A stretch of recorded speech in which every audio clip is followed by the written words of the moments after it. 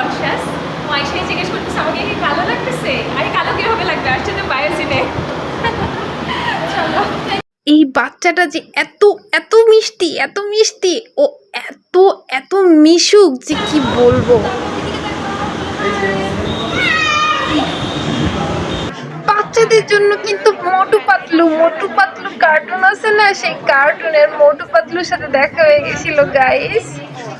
ও কিন্তু খুদে ব্লগার, এই যে আমাদের কাপল ব্লগার আপু, এই আপুর বেবি এত মিষ্টি, ও কিন্তু অনেক বেশি মিষ্টি, একদম আপুর মতো।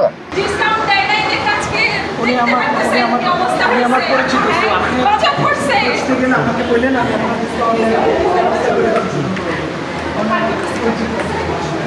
আপনারা ঠিকই বুঝেছেন, আজকে কিন্তু বায়োজিন, খুলনাতে বায়োজিন আসছে, ভাবা যায়।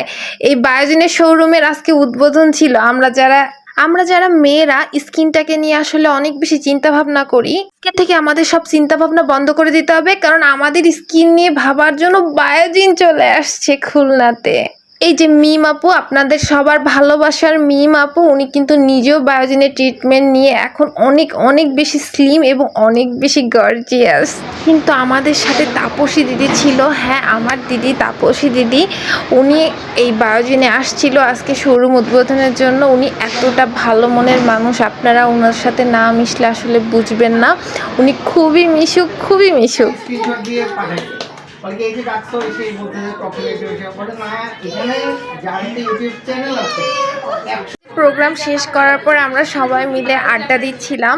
আমার দিদি ছিল, আপু ছিল, ভাইয়া ছিল, আমরা সবাই মিলে কিছুক্ষণ আড্ডা টাড্ডা দিলাম। অনেকদিন পরে আমার দিদি খুলনাতে আসছে, তাই আমরা জমিয়ে আড্ডা দিচ্ছিলাম গাইস। গাইস, আমি বক বক করতে করতে বায়োজিনের নতুন যে ব্রাঞ্চটা খুলনায় হয়েছে সেটার অ্যাড্রেসটাই আপনাদেরকে বলি নাই। এটা হচ্ছে রাজেশ স্কয়ারের লেভেল 3-তে, মসজিদ সরণি, সোনাডাঙ্গা, খুলনা। নেন বলে দিছি, এবার তাড়াতাড়ি করে চলে যান, ওখানে কিন্তু এখন ওপেনিং এর জন্য ডিসকাউন্টও চলতেছে।